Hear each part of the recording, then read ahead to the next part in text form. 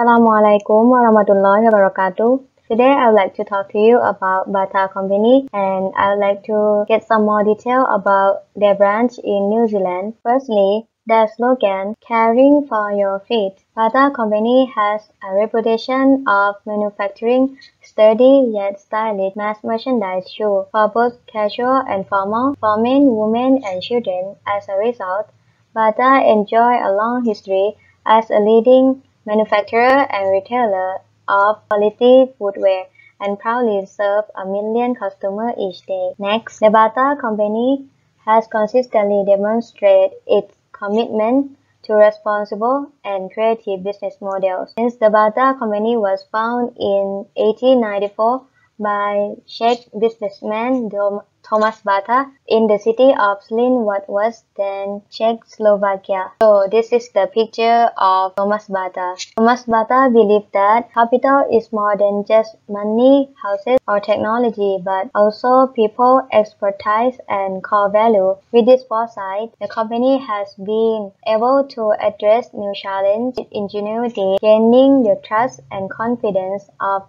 their consumer, employees, and the community in its operate. The Bata Company is a leading in the production and distribution of high-quality footwear. The Bata has been delivering the best shoe at the best price. The company employs over 30,000 staff, operates 24 assembly plants, and operates over 5,000 stores in over 70 countries worldwide. Let's see when Thomas Bata exporting their business around the world. In 1919, Thomas Bata expanded his business beyond the border of Czechoslovakia. Since then, the Bata shoes have been manufactured and sold in many countries around the world, such as Bangladesh, Pakistan, Netherlands, and New Zealand, and many more. So after this, I will show you the Bata map around the world. Can you see the red area? That is the area that Bata Company has expanded their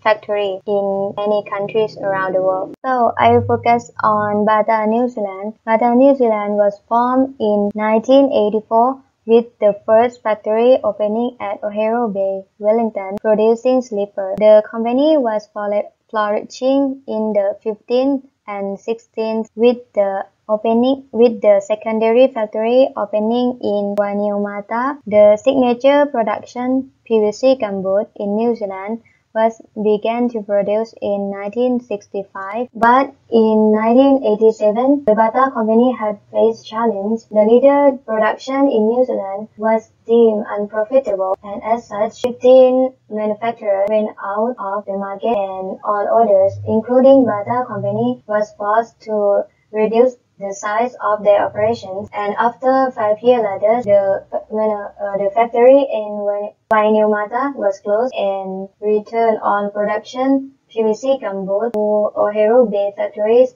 which is the first factory was opened in New Zealand. Even though the first factory still manufactured 100,000 pairs of shoe gumboots per year for the New Zealand market, PVC gumboot, the signature production of Bata New Zealand. The PVC gumboot, high-quality footwear that is designed to meet the needs of hardworking people around the world. They create new features and design that contribute to protection, comfort, vitality, longevity, and quality through continuous innovation processes. They claim that people who wear their footwear at work will feel better. This is the example of the footwear that Bata in New Zealand was produced. So I have a question. After you heard about Bata Company, what do you think? How can Bata Company produce a huge amount of production per day? What is your answer? For me, I cannot deny that the part that makes Bata Company being the successful company is distribution the product worldwide. They are beneficial of exporting, but before that, I will explain to you what is exporting. Very few countries can exist in a vacuum. Most rely on other countries to ship them the particular good. Whether it's something like or maybe even the pair of jeans that hang up in your closet. Countries also rely on their international neighbors to buy the goods that they create. So this is the basis of export. Export are goods that are produced in your own countries and shipped to another countries for sale. Export often referred to when speaking about international trade, which is simply the exchange of goods and services with other countries. A lot of successful companies will export their products to other countries because there are benefits of exporting. Following a few of the major beneficial of exporting: increased sales and profit. Certain goods and services to a market that company never had before can boost sales and increase revenue. Additional foreign sales over long term, increase overall profitability. Second, enhance domestic competitiveness. Most companies become competitive in the domestic market before they venture in the international arena. Being competitive in the domestic market helps companies to acquire some strategies that can help them in the international arena. Third, lower per unit cost. With capturing an additional foreign market, we usually expand production to meet foreign demand.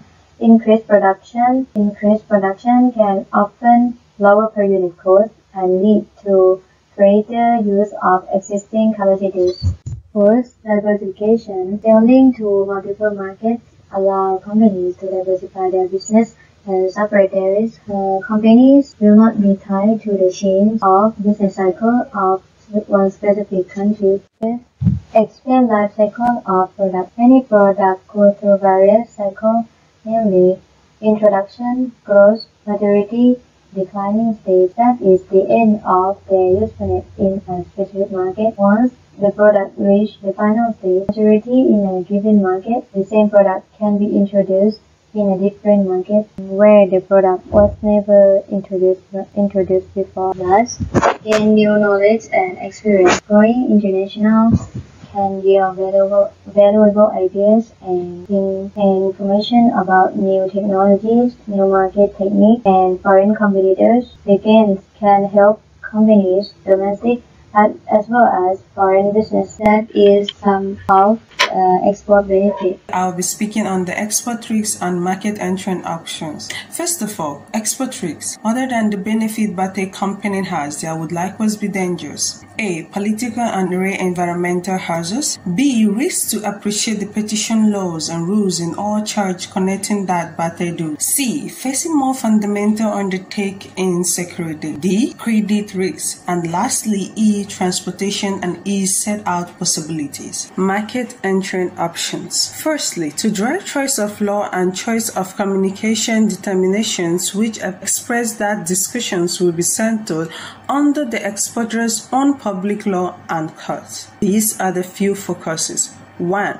Markets section elective picked by Bate Association is quick and charged choices. 2. Utilizing a relationship of specialists can correspondingly be a quick system for appearing at a wide assortment of business territory. Lastly, a broad plans master can compare its business power in its neighborhood market and uses the corporation's things, which is Bate shoes, to introduce the things to expectant purchasers in New Zealand. Namely, export finance is a cash flow solution for exporters. Export financing facilitates international trade in goods. Export financing allows business that sell product to other countries to get capital before the goods reach the buyer. Batashu is a company which focuses on lower to middle income group as well as the upper segment. Helps Batashu company to break into export market. Penetration pricing is one of the pricing strategy to attract new customer toward a product. Will pay to exporter. It is very trustworthy to ensure the payment method in international trade. Letter of credit as an instrument that represented by bank in Bangladesh bank for buyer about the payment. Next, we move to export cargo. Export cargo and packaging play a major role in foreign trade since it is associated with logistics and distribution of such product to ensure those arrive to the end user. First one is cargo packaging. The type of packaging needed of every item is determined by the item quality and weight, or even the form of transportation used to deliver it. Second, export packaging must be strong enough to ensure the goods arrive intact and undamaged at their final destination. Third, Bata also use sea cargo on ship for exporting their product to other countries. Typically, they use a 40-foot long marine container which is the same size as 40-foot trailer on a semi-truck. Based on the picture, they use string wrapping technique as the first level of packaging all around product when shipping them. Each pair of Bata shoes is placed in a cell packing box and assembled once in several units in a large box to be covered on the pallet for ease of maintenance. Then lastly, a plastic film is applied to provide rigid protection for the cargo. Next, stowage cargo. Bata usually stowage on a cargo vessel for maximizing space available, preventing damage to merchandise and reducing the time that ship occupy at the seaport. Second, container will be assigned to destination based on container mass and volume of cargo nature. Third, heavy container must be stowed on the container base or surface and lightweight item on the top. Lastly, bring the stow out towards the edge or corner of the order to prevent sideway cracking and occupy any gaps with damage or suitable replacement. Lastly, marking of cargo. The aim of marking is to fully identify the container ship that will be transported. Second, package with accurate and full marking are less likely to be mishandled, cause injury or be delivered incorrectly, resulting in a mass and volume losses, as well as custom penalties.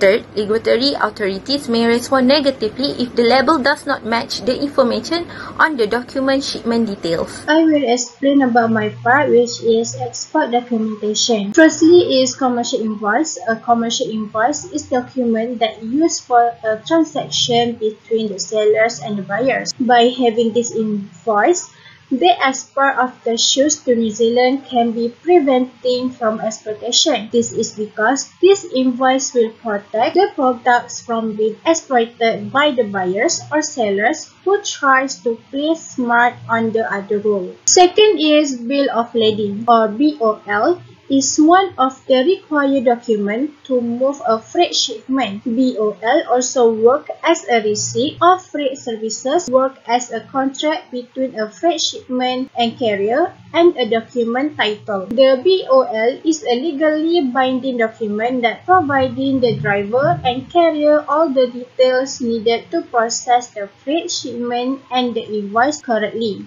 This bill can allow the New Zealand company to obtain the actual delivery of the shoes at the designated port. For instance, when the shoes were in transit, the New Zealand company can sell these shoes to another person by delivering the bill of lading for consideration. Next is consular invoice. This invoice is a type of certifying document for a shipment of goods and shows information such as the consignee, and the value of the shipment. Generally, this invoice can be obtained through a consular representative of the destination country and must be certified by the consul of the country of destination, who will stamp and authorize this invoice. When the shoes have been exported to New Zealand, the good must pass by the customs. Then the customs department in New Zealand will check in the value of the shoes and the quantity as well. Next is certificate of origin. This certificate is a declaring document in which country a commodity or goods was manufactured. In other words, this certificate records the country of origin that buyer's imported good comes from. Since Bata must have this certificate of origin when doing the export activity to New Zealand. This is because the Customs Department in New Zealand may require proof of origin to determine whether the shoes that imported are subject to trade the measure of tariff. Then is Certificate of Inspection. This certificate is document certifying that merchandise was in good condition at the time of inspection, especially when prior to shipment. For Bata Company, it also requires the inspection certificate because Bata Company priority is the quality of the shoes. As Bata Company, their key policies will guarantee equal access to all conformity assessment bodies, ensures the objectivity of accreditation activities, and regulates the importance of the conflict of interest of management. Lastly is letter of credit. A letter of credit is a contract issued by a bank that guarantees that a customer will make a payment to a seller and that the payment will be paid on time and in the correct amount. When a New Zealand company fails to make a payment to Bata, the bank will issue a letter of credit to Bata and either the Bata meets all the requirement in the letter. As a result, this will protect both countries as the transaction was made in the different countries. I will explain about bill of change, dock and warehouse receipts, insurance certificate, export license, and packing things. First of all, bill of change. Bill of change is a payment from the person who make the bill. Which this explanation we know that in the bill of change there are three people who do this activity: pay and drawing. Second one, dock warehouse receipt. Dock and warehouse receipt in a kit of receipt that used in docks. Usually this form used to verify position of item that were being stored. Receipt of shipment. This document contains important information relating to the document. So this receipt purpose is to gain access to any store access. Insurance certificate. The next one is insurance certificate. This document containing our insurance clauses and repeatedly in the packaging and shipping system. Contract and profit is open-ended so that each consumer insurance certificate are profits written clearly that the consumer has been paid for rights like loss of the make good. Export license is a document that ACTS as an indefinity that comes on exported versus as obtained permit. It is also a government document that authorizes or grants permission to conduct specific export transaction. Export license is used by the operating agency after careful review of that surrounding. Given export sanction, this export functionality is to ensure that there's no benefit good of the country. The last one is export packing list.